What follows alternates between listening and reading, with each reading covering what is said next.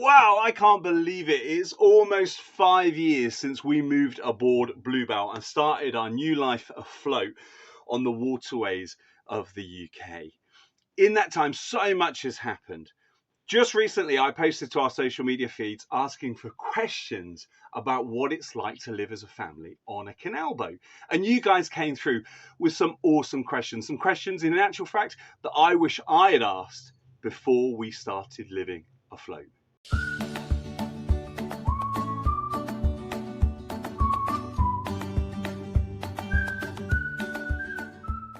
Okay, before we start with your questions, if you are new here, do us a massive favor, head below and hit that subscribe button. And then when you have, go further below to the comment section and type in I've subscribed, because myself, Jackie, or one of the Hatchlings would love to welcome you as part of our journey, and we will reply to as many of you as possible over the coming days. But let's dive right into these questions, and they are fantastic questions. First of all, Glandois Narrowboat Adventures over on Twitter asks, one for Dusty and Whisper. How do you go about accessing vets when out and about on the canal? Well, it's really, really simple. We just phone them up. We actually had to use this once. Dusty become unwell just after we had him. We was on the Llangollen Canal earlier this spring, actually early summer, and we just Googled a local vet in Whitchurch. We phoned them up. We made an appointment. We went. Dusty had his treatment, got better. We paid the bill and we moved on. It was that simple. So just pretty much the same. We were using our own vet, to be honest, and almost very, very similar to what we do when we need to access the help of a GP when we're away from our home mooring. We just register at a local GP surgery as temporary patients. Okay, so next question. Staying on Twitter, we've got Canal Cruiser. Are you limited to certain areas because of school? No, our hatchlings are way too cool for school. Bobby and Fleur are both home educated, which means we home educate them right here on the boat, but also using places like museums that we travel to, taking them to local home ed groups, and a whole host of different things.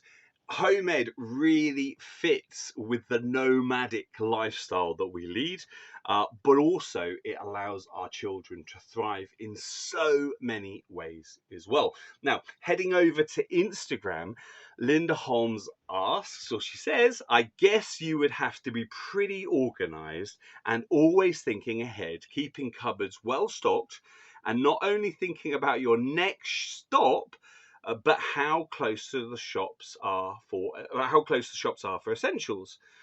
What happens if it snows or the canal freezes over and you can't move after 2 weeks? Are you fined?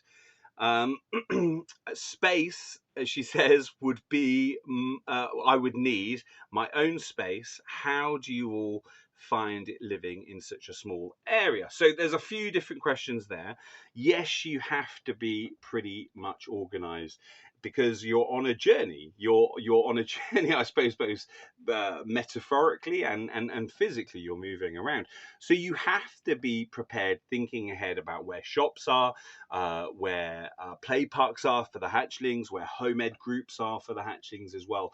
And all of this has to come into play when you're moving. I guess if you were retired and visiting the play park wasn't your priority, or local trampoline park, or whatever it may be, and if you were really, really good at cooking from store cupboard meals, which we are for store cupboard recipes, then being in town centres or near built up areas wouldn't necessarily be a priority. But for us, we tend to either like to be on the outskirts of towns or inside of towns, and that suits us absolutely down to the ground. But everybody's different.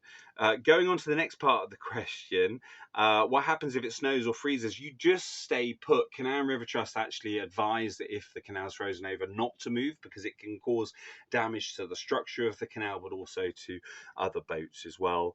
And also, I guess if you were to have an accident, like fall in at that time, it would be far worse, or potentially far worse. So we just stay put. You don't get fined. Space, I think with regards to space, you just get used to what you have. That's it at the end of the day. I sometimes look at people who live in sprawling country piles in mansions and think, how do you not feel lonely? Do you not feel that you're rattling around in a big house? And I'm sure they look at us in our little 60-foot narrowboat and think, how do the four of you fit in there? In actual fact, I think one of the most common questions is, do you actually live on that? But yeah, I think it's all relative. It's what you're used to. In actual fact, this boat, when you look at the layout inside, it's like a small flat, and it's a small 3-bedroom flat basically, which floats on the water. So we're used to it. We're used to it. We love it. There's an actual benefit to it because it's a social way of living, and we really, really like that. Sticking with Instagram, Harris Daniel.James asks, I'll be interested in knowing how you obtained your postal address. I mean, everybody needs one these days. I'm assuming it comes with your mooring. What do other narrowboat dwellers do to receive mail? How do you register to vote without a postal address? Maybe you could tell us more about the Post Restante service you have used previously. Okay, so there's a lot in there. It's all around post, and it's quite a simple thing to answer in actual fact. Our post on our mooring was sorted out by having a contract with a parish council who own the land where the post box is, and also contacting the district council to register that post box as an actual address for Narrowboat Bluebell. We also registered the same post box as an address with friends for 2 other narrowboats as well. So it's 3 narrowboats that share that post box. We do have posts forwarded to wherever we are from that post box throughout the year, so we can get our mail, and we do that through the Post Restante service, which was also asked about. And the Post Restante service is where you would go into your local post office wherever you are. If you're traveling, you would ask whether they do Post Restante, and then what would happen is the person who's wished to send something to you will put your name, then the words Post Restante underneath, and then the address of the post office. And the reason why this is important is that when it arrives at the post office, when the person in the post office, the member of staff, sees that it says Post Restante, they know to put that aside, and that Rich McKenzie will come and pick that up.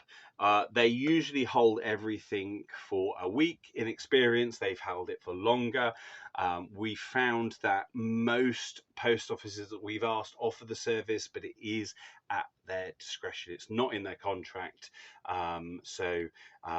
If you get a decent post office, they'll do it for you. And in actual fact, most next to the canal do it because they're so used to other boaters using that process. Registering to vote, if we are on our home mooring, obviously our voting registration cards will come there. If we're traveling, I believe we can contact the returning officer for the place where we'll be, and we should be able to vote there as well because we'll be traveling.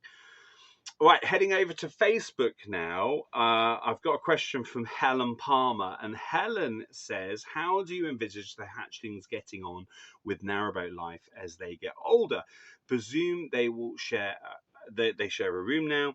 How will that work in the future? So our aim is they have a cabin either side of the boat, and our aim is to be able to afford, so we're saving up for a small narrowboat, and I'm hoping that it's going to be like a bit of a shell, you know, that it's going to have a really decent hull and a decent engine, but that me and Bob can just rip everything out and rebuild everything from scratch, so that the main thing is it's part of his homeschooling, in actual fact, that he'll be able to learn plumbing, he'll be able to learn electrics, he'll be able to learn things to do with the engine, so that as he grows and decides to move away on his boat, if that's what he wants to do when he's an adult, then I'm not going to get a phone call every 5 minutes saying, "Dad, I've got a leak," or "Dad, the engine needs changing, the engine oil needs changing," or whatever it might be.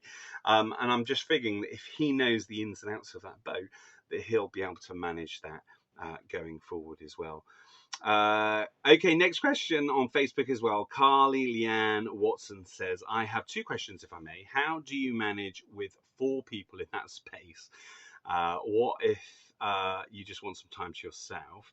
And how hard was the decision to go more minimalist? I have so much stuff. I love my stuff and my trinkets. How did you say goodbye to those things? So, the first thing I've already, I think, touched on, but it is relative. You just get used to the space in which you're in, and we do have the ability, if we want time on our own. For instance, Bob's at the back of the boat at the moment, reading in the back cabin on his own. He's having his own time. I'm here in the front cabin having my own time. Fleur and Jackie are out to the park with Dusty. There's ways and means around it, but what I will say is we're a very social family, so we tend to do a lot together anyway. We sit around the table and eat dinner, we watch movies together, we play games together, but yeah, sometimes every one of us needs time alone, and we make sure that we get that and we respect each other's time as well. With regards to going minimalist, I struggle with this because I am probably in the family the most minimalist of people, and people keep on bringing stuff onto the boat and ordering it away. It's just a process, and I think the other thing as well is that we acknowledge that our happiness isn't in the things which we have, but it's in the memories that we make. And that's it at the end of the day. I think if you focus on the things that make you happy, are those things that are in your head, the memories that you've created, you're not going to go far wrong in life as well. Helen asks, I've gone too far. Helen asks, I have lots of questions. I'm nosy, she says. Are there times when the family don't want to move location? How about friends and family visiting? Do the children miss out on having a friend next door? And how do you both have a romantic evening? I'll stop there. Okay, so this is the point where I blush, obviously, but I go and answer the first questions first. There are times when the family doesn't want to move location. I think that it's not a specific location. We've got places that we're really excited to get back to. We're in Leamington Spa at the moment. We absolutely love Leamington Spa, so it's great to be back here. But yeah, there is a place. It's a long place. It's not one particular place, but it's a stretch of Llangollen Canal from Ellesmere to Llangollen. And it's a place that we wanted to get back to so much that we've made a decision as a family to go back. And that's where we are headed at the moment to spend all of next year. And who knows what will happen? We may, at the end of the year, decide that no, it's not for us and we move on. We may decide to stay. But that's the beauty of having a boat, that, you know, the only ties that you have, metaphorically and physically, are the ropes that hold you to the bank. And so if it's right for you, you can stay. If your heart says go, you can go. How about family visiting? Yeah, we've had friends and family visiting, driving up to see us, come see us on the train. And with regards to the children missing out on having a friend next door, our way of life is very different to a traditional way of life. Our kids are very social. They don't have yet a friend next door, but sometimes they do, because sometimes we're moored next to other boat families. Our aim, and one of the reasons why I want to go to Llangollen, is we know that there's a great home ed community there, like there was in Oxford. And when we get there, we're just going to sink our teeth into that, put our roots down, and really get on and make some connections whilst we're there as well. Marianne Rebecca King says, how do you manage to do your laundry, washing and drying? Can you have a washer dry on board? No. Well, I'm sure you can. And some boats that are in marinas or who have electric power, they do have washer dryers. We don't. We have a washing machine. And what we do have is a drying rack. So we have a metal, copper actually pipe hanging from the ceiling, which is fixed on with some Munson rings. And that dries our clothes right next to the stove. During the summer, we have one of those whirligig washing machines that we connect via a special adapter on the tiller arm on the back of the boat. So in the summer months, we can dry much more washing out there as well. And that works really, really well for us. Natalie Turner says, does Bluebell have a shower? Where do you empty the toilet tank? When Bluebell is lifted out of the water for whatever reason, where do you stay? So basically, we do have a shower, a very, very nice shower, which runs very, very warm. And we can, during the winter months, that's powered by our back boiler. The hot water is powered by our back boiler. During the summer months, it's from the engine. So we'll go for a little cruise. We'll have enough hot water in our hot water tank, and then we'll have our showers, which is great actually at the end of a day's cruising. And then it's where do you empty your toilet tank? So there's 3 different types of toilet on a boat that I know of. There might be others. There's the more common cassette toilet, which is where you take the cassette, a little bit like you would have in a caravan, take the cassette and you can empty it at what we call an L standpoint, which is basically just a big toilet, and you can empty it into there and then rinse it out and put it back into the loo on the boat. You've also got compost toilets as well, and you've also got in actual fact, I'm going to get told off on compost toilets, separator toilets. And then you've got a big tank toilet, a pump out toilet, where you have a massive tank, which usually sits under like a bed or something like that. It's like a massive, great big metal coffin, and all of the waste goes into there. And then once every few weeks, once every month or so often, we take the boat off to a boatyard, attach a big hose, and it sucks it all out into a big septic tank, and then they deal with that. So they're the 3 different options that you have. And then where do you stay? So when Bluebell is lifted out of the water for whatever reason, where do you stay? We stay on Bluebell in actual fact. So we, up until now, every time Bluebell's been out of the water, which I think has been 3 times, we've stayed aboard because it's come out on a slipway, and they've just put a ladder up for us to get up. I'm not sure what will happen the next time we need blacking, which will be next summer when we're on the Llangollen. But we'll look around. Maybe we'll go camping, go on holiday, go and stay with friends or family. We'll see. Okay. The next question is from Sally Underwood on Facebook. And Sally's saying, when homeschooling, do you stick to the school holidays or do you give the children a week off every month? For example, if it was me, I would continue their schoolwork all year round, as we find that many children forget a lot during the long summer holidays. In Spain, we have 12 weeks off in the summer.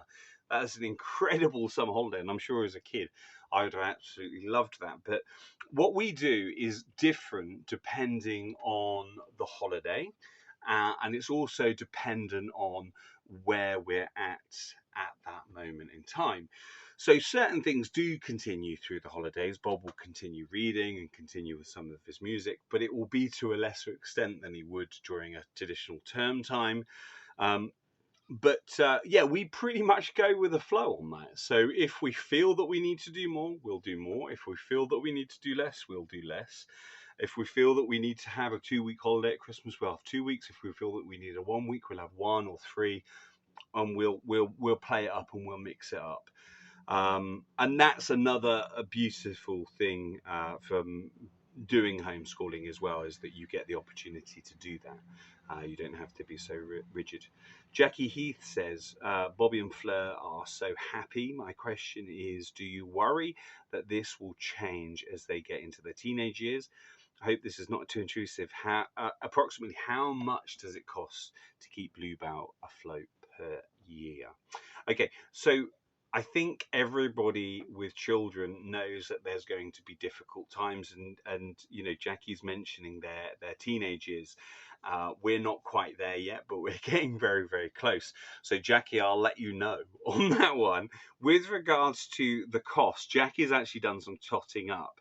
And we've basically got our license, our insurance, our gas, our fuel for the fire, our mooring, which not everybody has to have, but we have a home mooring as well. And also chucking in roughly a rough figure of £1,000 maintenance as well. Per year, Jackie reckons that we spend around £5,125 on Bluebell. Now, as I say, if you haven't got a mooring, well, that's that's just over £2,000 out of that equation. And also insurance is a little bit more for us because we're roving canal traders, and also our license is a little bit more as well. So, but for Bluebell specifically, around £5,125 per year, and that's only a rough estimate, Jackie. Simone Elizabeth Morrison on Facebook says, my question is, what prompted the change to boat, and why the narrowboat option and not other options, camper van, etc.? Is there ever time when you want to just have a few nights sleep on land? No, we love living on the boat. I have spent some time away from the boat when either Bobby's been in hospital or I've been in hospital in the last few years. But we are absolutely wedded to this way of life. We love boat life. We love spending time on the boat. And to be honest, no. I can get the draw of camper van life. I can get the draw of having a little log cabin out in the hills somewhere. But this is our life. This is what it's about for us. I think. And Herdman over on Facebook asks, "Hi, Rich. My question is, how do you all get on when one of you is not happy in that small space? They're nowhere really well." The one thing I would say to you is, being a 60-foot boat, in actual fact, probably can put more between us and stay inside than most other people who live in like a terrace house, for instance. When you're with families here watching a movie, the back of the boat, in actual fact, is quite far away. You have to shout down there, and specifically if the doors are closed as well. So if somebody needs some time out, there's always the opportunity to have that. If all four of us needed time out, that will become a little bit more tricky, but it's still doable, even in our small space. I would say, if you've never been on a narrowboat before, they're like TARDISes. From the outside, they look tiny. There's a huge amount of it below the water. The water line is about I don't know, just below the door, between the door and the step there. There's a lot of room in here, more room than you would imagine if you didn't have a narrowboat. But then again, some narrowboats are set up so it feels tiny on the inside as well. But we try and make it so that Bluebell feels bigger on the inside too. Sue Tucson says, "I've always wondered how you get all your washing dried. And yes, storage, is there much? Did you have to greatly reduce your belongings?" Not a bad thing, I imagine. You can read all about us reducing our belongings in my book, Family Life on a Narrowboat, by Richard Mackenzie. Shameless plug there. But yeah, we had to reduce our stuff, but there's still a ton of storage. We have very big storage for the galley, for the kitchen. We have storage under our beds for clothes and for a whole host of different things. We've got cupboards in the bedroom as well. We've got storage in the bathroom. We've got a toy chest that I'm sat on. We've even got storage under the well deck at the front of the boat. So there is plenty of storage. With regards to the washing, yes, as I say, we've got a drying rack up here that we hang stuff on. So t-shirts and jumpers we hang on coat hangers, and we pop them up along there opposite the fire, and they dry really, really quickly. So it's a fantastic way. We used to use clothes horses. Didn't really like that. During the summer, as I've said, we dry on a whirligig washing line at the back of the boat. And then we've got Mary Harvey said, how did you come about thinking living on a boat? Well, it was Jackie's idea, basically, Mary. We were driving into Oxford, and Jackie and Fleur in the back, and Bobby was to my left in the passenger seat. And I just said to Jackie, did you realise that over the last decade, we've spent £110,000 on rent to our landlord? And the next thing that came out of Jackie's mouth was, do you know what, we should live on a narrowboat. And that was it. We were off and we were looking at narrowboats, and very, very shortly after, a few months after, we moved aboard Bluebell. But as I say, the story of which is in family life on a narrowboat, and it goes through our first, going through making the decision to moving on the boat, and then our first 18 months afloat as well. Next question is from Yvonne Mattox, and Yvonne says a couple of questions. Really. What do you all do if you need space? If you have any disagreements? Well, I've already covered that, Yvonne. Is Bluebell big enough? Yes, to give you somewhere to be alone. It certainly is. We've got cabins, separate cabins that we can go off to if we need to. And do Bobby and Fleur miss the company of other similar age children? Same for you two. Do you ever miss being with other adults? Look forward to seeing the video when it's done. That's this video. So I think there's a little bit of a misunderstanding that people think that that it's a very insular way of life, and that couldn't be further from the truth. Can you remember those good old days that everybody harks back to? Well, that's what boat life is like. So there's always an opportunity. You know, as I say, we're more in towns. We'll tend to be always around other boaters that we know and that we've come to know as well. And so from mine and Jackie's aspect, there's always somebody to socialise with. And with the Hatchlings, we work really, really hard to get them to local home ed groups for wherever we are. And as I say, this winter is a little bit different because of COVID, because of what's been happening with the new variant and things. But once we get up to Llangollen, we're really going to get our roots in, just like we did in Oxford. Homeschool groups, you know, most days. And friends, and yeah, it will be fantastic. But it's not the insular life that I think, you know, maybe if you were single, or if you were certainly retired, you could just take your boat off and plonk it out into the middle of the countryside. Because of our family setup, we very, very rarely do that. We like to be on the outskirts. Just the other day, in actual fact, Bobby and Fleur were playing with a friend in the woodland, another boat child. And during the summer, we spent months, what seemed like months in actual fact, with other boat families, and the latter part of last winter as well, where we actually cruised together. So, Marianne Rebecca King again says, do you ever get claustrophobic on the boat? How easy is it for you to get off and visit family? As our family around the country, so would worry that it would hinder my chances of seeing them regularly, as I can't exactly have a car in tow with me on a narrowboat. You can, in actual fact.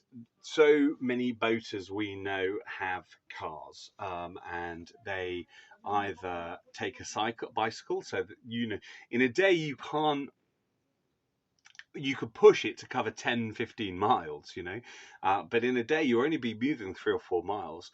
So you could cycle back to get a car. People go from train station to train station, then catch the train back. Remembering a lot of canals run alongside railways, because the railways came after the canals, and it's a level the grounds level, so the tracks can run alongside the canal. Some people walk back to get the cars, but it's basically like a leapfrog thing that people do. We don't. We choose to have bicycles, and it works just great for us, to be honest. Okay, next question. Anne Marie, morning, Rich and Co. My question is about moorings. I know you have a home mooring. Do all cruising boats have one? And does that mean those spaces are permanently out of bounds to other boaters? How do you know if a mooring is taken? And I assume it's a fluid situation, no pun intended. And what happens if there is a "you're in my spot" disagreement? Well, first of all, I've not known of any disagreements, but I'm sure if there was disagreement, you would contact the licensing agency, which is the Canal River Trust. Um, but all moorings, permanent moorings, are marked with posts to say that they're permanent moorings, so you know where you can and where you can't moor. And in some areas, I'm not sure about here, but in some areas, you've got restriction notices saying you can only moor for 2 days, you can only moor for 3 days, you can only moor for a week. And so on and so forth. So yeah, it's not really an issue because, as I say, you've got all of this great signage around that helps you follow the rules. Linda Hunter says, education, my thing. How do you feel you are doing?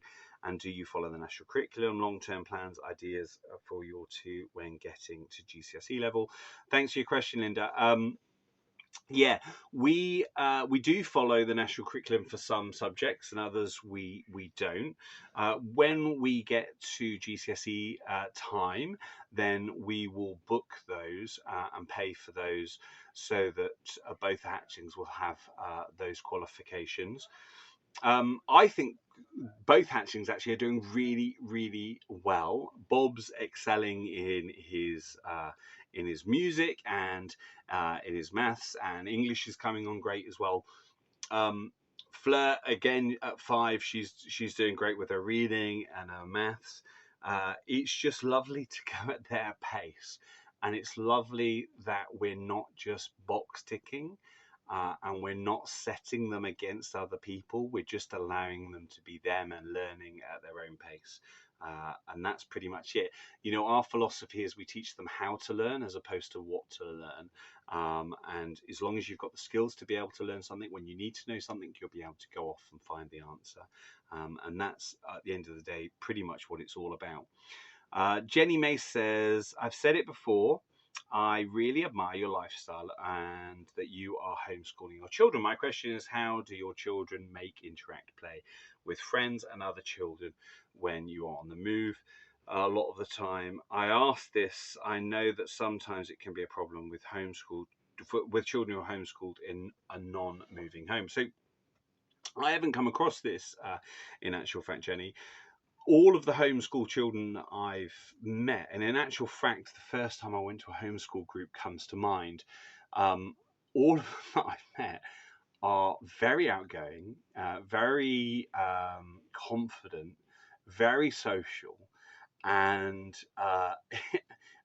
in actual fact, I feel that not having that restraint of the cliques in schools and the gangs and all of that stuff that's going on, when they're left together just to be themselves, they're much more how can I say that it's a purer type of relationship that they build with each other. And one of the things which really stood out for me is how children on different age levels actually socialized really, really well together. And I can certainly remember from my school days that wasn't the case. Things may have changed now, but that wasn't the case, that a 10-year-old would adequately socialize and play age appropriate games with a 6-year-old. But this is what I see when we go to our home ed groups, and it's a fantastic and really, really lovely thing to see, because you're really seeing the true authentic, that's the word that I'm trying to look for, the authentic child, and their confidence flourishing as well. Right, the next question is from Susan Meow. How safe is life afloat in terms of I know this will sound daft, but feeling safe. You have lots of people walking past and mooring up in a quiet spot. Do you ever feel uneasy? No, no, not at all. Sometimes we moor up in spots that are just not for us, and or they are for a short period of time. The short period of time thing, for instance, like the last time we was in Birmingham, we were there, and where we were moored was right in the middle of sort of like clubland, you know, where people were going clubbing. It was lovely to be in Birmingham after being so rural for so long and being in a big city. We really enjoyed that. But night times were very, yeah, there wasn't much sleep going on because it was so incredibly noisy and people walking past the boats. But we're not particularly worried about feeling unsafe at all, really. In actual fact, I would say that we probably feel safer being in the middle of nowhere. Um, but we're just cautious, you know. We're responsible. So when we are in towns, we don't have anything really on the roof that can be just grabbed and taken, you know, any nickable stuff. And we always make sure that we close the curtains when we go out as well, so if, you know, we've not got anybody peeking in, looking at things that we've got inside that might tempt them, shall we say.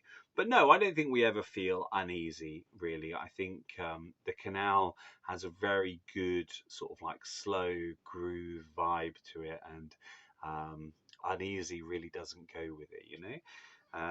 Okay, so Rowena Minut says, I'm interested in education side purely as we at home educate too, and husband wants to live on a boat. Well, what's keeping you? What does your day look like for the kids? I've heard you talk about going to groups. How does that work when you're on the move so often? So basically, we get up in the morning and we do a few basic boat chores, have breakfast, finish off our boat chores. Boat chores can be anything from wiping down the windows, to making the beds, to hoovering, to cleaning out a food cupboard, to doing the washing up. There's a whole host of different things, just like if you were in a house as well. But everybody mucks in. Bobby mucks in, I muck in, Jackie mucks in, Fleur mucks in. And Dusty and Whisper just get on under our feet as we are mucking in. Then we get on with the education stuff. So Bobby takes himself off to do his reading, we'll do his music, we'll do some English work, we'll do some Welsh. He's learning to speak Welsh at the moment, he's doing some German too. Jackie will sit then down with Fleur at the table and we'll do some drawing, we'll do some reading, we'll do some writing, and we'll do some maths as well. And then usually after a couple of hours, things have been getting done. We're very early risers, so our routine usually starts about 6:30 in the morning. So after a couple of hours, we're then ready to get ready for the day, get our clothes changed, and then get out to a home ed group, which we, if we're in Oxford, dead easy because we know them all.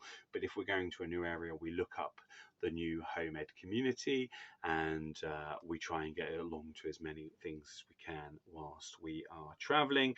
Rowena also asks about, does the boat get damp at all?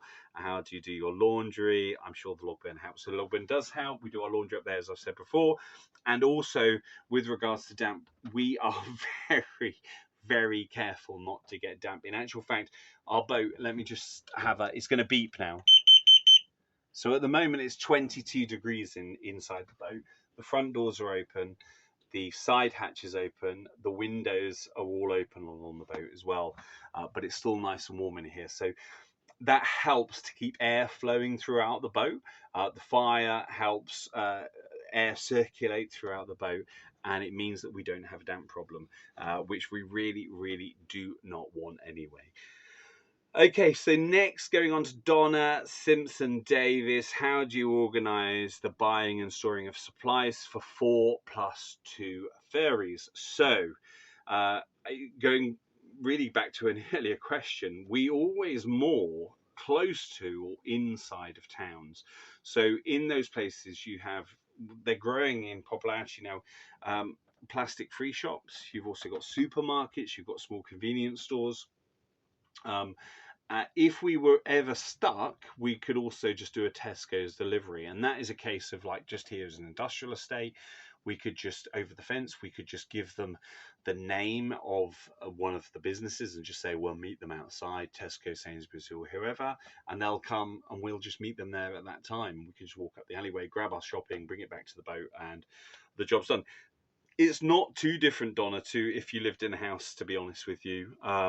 We also have a massive bike trailer, which we can attach to the bikes and we can go off shopping. In actual fact, Jackie went earlier today and she just took, I think they're outside now, but just took 2 pannier bags clipping onto her cycle rack at the back and went to fill those with shopping. And then came back to the boat and we unloaded and put them into the cupboards. Karen Pemberton says, 1, how do you manage when the children were toddlers? How did you manage when the children were toddlers with being on the water, e.g. getting around Bluebell outside without them falling in? Flirt, especially as she's still a tiny one. 2, storage, we've already covered that. 3, if the winter sets in, ice and snow, are you all warm enough? We're in the dead of winter now. The solstice is just passed. And it's 22 degrees on the boat, so we're warm enough, thanks. And what if the canal freezes over? We just stay put. What if the canal freezes over? I've said that in a previous answer.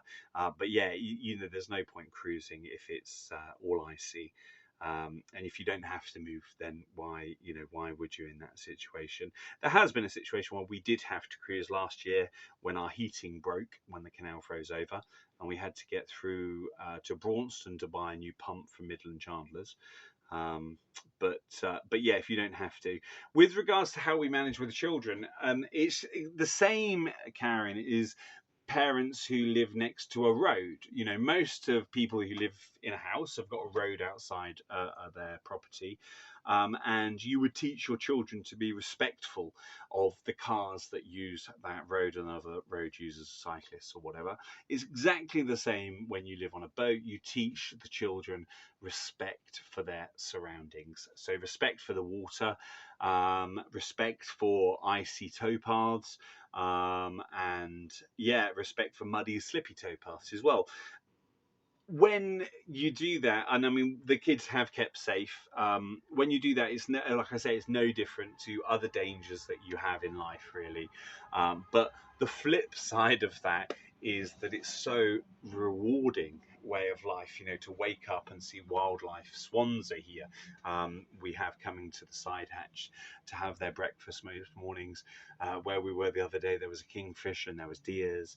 And so, yeah, the pros outweigh the cons, and you've got those cons in every other way of life as well, like I said, with dangers of roads and stuff like that. Sharon McCarthy says, I have a question. Is there much room for growing your own veggies? Great question, Sharon, and one that me and Fleur are getting really excited about, because we would love next year, next spring and summer, to have a grow bag on the roof and maybe grow some courgettes and some strawberries. I want the courgettes. You can guess who wants the strawberries. So we'll let you know how that goes as that progresses throughout the year. Sophie Hobbs says, Piper, age 9, wants to know what each of your favourite things is about living on a boat. I think every single one of us would say the same thing, and that's wildlife. We absolutely love seeing the otters, seeing the fish swimming up close to the surface of the water, seeing the owls or hearing the owls late at night. Sometimes you can see them hunting out in the fields when you're in the countryside, but you can hear them as you're going to sleep at night. It's just wonderful. But there's just so many things, Piper, to mention. It's just a magical way of life, and we love every part of it, really. Going on, Patricia Farrell says, how do you go on about the doctors, dentists when you're in different parts of the country? Well, this is really interesting because I'm registered now with a doctor which is just over here, just 5 minutes walk away from here. I registered the other day with a doctor temporarily, and they've given me a blood test, and I have to go on Wednesday for an exam just of my tummy. And it was super simple. It was as simple as just phoning up. I made a telephone consultation appointment. They registered me temporarily over the phone. went in to have my blood test. It was super simple. It couldn't have been more straightforward. And the temporary registration process, I think, is for people who, if you're away on holiday, you need to see a GP, for instance, or if you're working away, you need to see a GP. And it's exactly the same as if you're traveling like we are. And it's just great to know that we've got that fantastic NHS and we've got that backup wherever we're going throughout the UK as well. Sally Thompson. Sally asks, I've gone a little bit too far. Sally asks, how do you keep the mud out? What are your top tips to store plenty of food for cruising, especially fresh? So how do we keep the mud out? Well, it's incredibly difficult. Fleur and Bobby are sort of trained to take their shoes off, but we were more just the other day actually in a really beautiful spot, a spot that we love staying in the summer, but in the winter it turns out that it's not the spot for us. In actual fact, there was mud everywhere, so we just moved on. When you've got a dog, the dog goes out for a walk, you come in, you've got a small well deck, you're trying to get a towel around and wiping paws off and things, you're not going to get everything off. And so where we are here in the winter now, where it's been raining a lot, we've got a decent tow path. We're not having those issues with mud coming in. With regards to storing plenty of food, we make sure that we visit the plastic-free refill shops as much as possible and stock up on loads of store cupboard ingredients, tins and pulses and things like that. We're vegans, so that makes it really easy for us. And what this means then is that we've always got something we can fall back on if we need it, and the shelves are always well stocked. And then we just replenish the fresh fruits and vegetables every few days when we get near to a shop as well. Stephen Rutter says, have you ever seen anything on the canals where you thought to yourself, did that really just happen? Or the strangest things that you have seen or you've come across in your travels? Yeah, me and Bobby were making a ring back in late winter last year.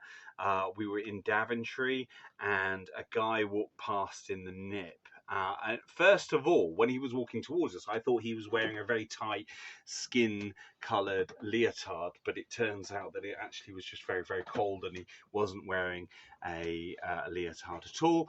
But I do remember, because I was doing a live feed at the time with Bobby, and I do remember remarking that he was at least being sensible because he was wearing his hat and his gloves to keep himself warm.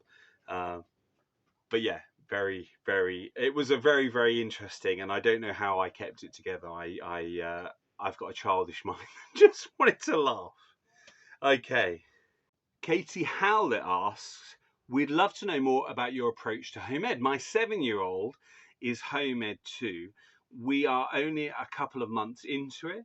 We are in a house at the moment, but hoping to take our adventure to the water next spring. Fingers crossed. What are your top tips for floating home ed? My thinking is that the advantages of learning aboard would be huge, and the main disadvantage would just be space. So what are your essential home ed materials, resources to have aboard? Well, basically, I think the thing which is the most essential to us, and actually we put off, has been to have a tablet. And our kids are not techie. They use the tablet for their education, and then in the evenings we'll watch it to watch a movie or something like that. But it's certainly not there to play games on. It's not there to socialize on. But me personally, drive my heels over that. But we have got it, and it works because Bobby's able, through his tablet, to do his maths, to do his German, his Welsh, to do his musician, to do some English as well. But then there's obviously other resources, books to learn that you can do with the national curriculum and stuff. But it needn't take up a huge amount of space. And I think as well as if you're sticking with one local area, things like books, you can really help yourself out by getting a library card for the local area where you are.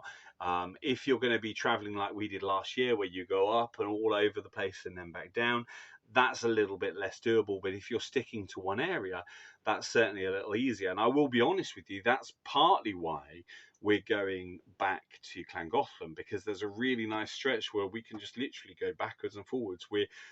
we're in heaven, you know, aesthetically. It's an incredibly beautiful place. The people are lovely. There's a big home ed community as well. And if we're at one end, it's easy to commute to the other end by bicycle, by train, and have access to that big home ed community as well. So I think our resources are not the ones actually on the boat; they're the resources off the boat. So in Llangollen, there's, you know, on the Llangollen Canal, sorry, there's museums, there's train stations that will take us out to Chester, to Liverpool, to Birmingham, to Oswestry, and all over. So it's about having that connection.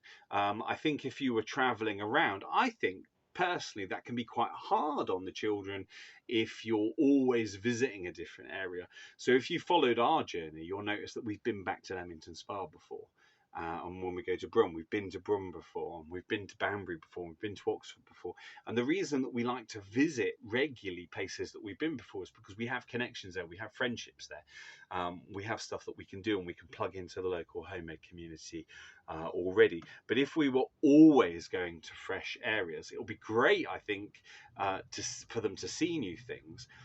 But I also think it's great for them to have those roots as well. And, you know, they have friends in the boat community, but they also have friends in the house community, house dwelling community as well. So it's nice to be able to have that mixture of going off new places. We'll be based along the Llangollen. It'll be nice to go out to the Peak Forest Canal on holiday, and it'll be nice to go out to Liverpool and Leicester and other areas too. But then come back to and have like that central base. I think that's my. I know you're probably asking for resources and books and apps and things like that, but I think my resources would be the base area for where we cruise and the access to museums and to train lines and things like that. Really. I hope that made sense. Let's go and see now. So Jerry Ferguson is asking, do you anticipate having to exchange Bluebell in the future when Bobby and Fleur mature and possibly need their own cabins and space? So they've got their own cabins side by side at the moment. And is boat life forever for you and Jackie into retirement, or could you see yourselves back in bricks and mortar? Neither me or Jackie could see ourselves back in bricks and mortar. I think this is it for life until we're forced off of the boat, maybe by conditions as we get into our later years. But certainly we're sold on boat life. With regards to getting a bigger boat, it has been floated. Pun intended. We have thought about it. We've also thought about, as I say, getting Bob a second boat so that he can start doing it up while he's with us and have somewhere to move into when he's ready as well. There's loads of different options. Of course, the benefit for that as well is why he's still young and we're doing it up. If we've got friends coming to stay, we'll have like an annex that they can stay in as well. Hugh Barrett is saying, how do you cope with the demand for power? I'm guessing Bobby and Fleur don't have power hungry devices at the moment. But might do in the future. So we are a very low tech family, and we have two big solar panels on the roof. So between the months of March and say actually late February and say the middle of October, pretty much all of our power comes from the solar panels. During the winter months, we put the engine on, go for a little cruise, charge up the batteries, and that's the same actually for most other boaters up and down the country as well. Mandy Irvine says, what is Christmas Day like on Bluebell? Well, we just had Christmas Day, so I can fill you in. What is your Christmas Day routine? Typically, this wasn't a typical year for us because we would usually cruise on a Christmas Day. So we would get up, have breakfast, do presents, go off on a cruise, and then sit down in the evening, have a movie, cook dinner together, and eat and enjoy. But this Christmas was different because we were here, we were moored. We moored here, was it Christmas Eve or the day before Christmas Eve, I think. And we literally got up. We had a light breakfast, just a piece of toast. We did our presents, then we had a big brunch later on in the morning. We went out on a nice family walk. We came back, we watched movies, we had a lovely roast dinner around the table. And then we just carried on watching movies and just really chilled out, looking out every so often at people walking by, waving, saying Merry Christmas. It was a really, really, really nice day. Holly Mackenzie, great name. I'm a Mackenzie too. Says, do you ever feel claustrophobic? Bluebell looks so cozy. Are there times you crave space? We've got space. Bluebell is bigger than people think. I think when you look, even when I look at Bluebell from the outside, she looks tiny inside. But when I'm inside, she looks huge in comparison. And it's all relative, Holly. I think, I've said it before. It's what you're used to, and we're very, very much used to the space on Bluebell, and feel very, very comfortable within her as well.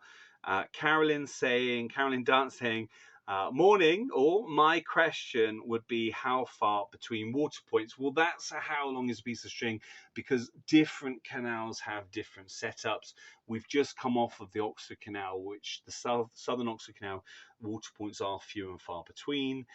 We're here on the Grand Union Warwick arm up to Birmingham at the moment, and there's quite a few water points, to be honest, and they're relatively close. So it depends. We've got a water point actually just in front of us, 4 or 5 boat lengths up. There's another one through at Warwick, and the last one was up by the Fossway as we were coming down the Basket Locks. Karen Aston says, says, hi, do you just turn up somewhere and hope that there is somewhere to moor, or do you have to book? No, we've never had to book. There are a few places apparently that you do book, but we've got in most times for the places that we want. It does pay though to think ahead. Sometimes we will cycle ahead, get a bike off, and one of us will cycle ahead.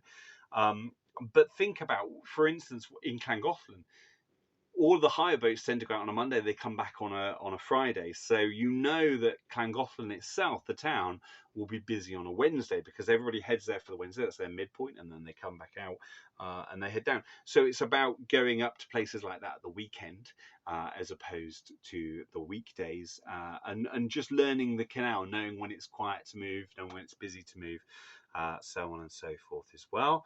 Rachel Launchbury says, security vandalism, do you have any issues? None at all.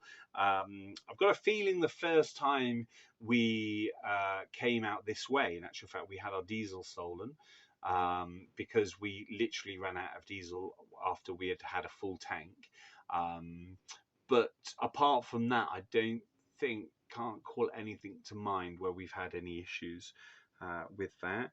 And last question, we're there. Sarah Whitehead says, how many times have you fell in the canal? Way too many. No, I think 3 times I've fallen in the canal. Jackie's been in twice. Bobby's been in a couple of times as well. Whisper certainly had a fair share of falling in the canal too. But we do not make a habit of it because boating is much better when you're dry. So yeah, guys, thank you so much for all your questions. If you have any questions, if you want to nitpick anything I've said, I'll be open to reading your comments. Go below the video and leave a comment. If you've enjoyed what I've had to say, then let me know as well. If you've got any suggestions for future videos or any other questions, let us know as well. But thank you so much for watching, and I'll look forward to seeing you in the next video. Take care. Lots of love. Bye.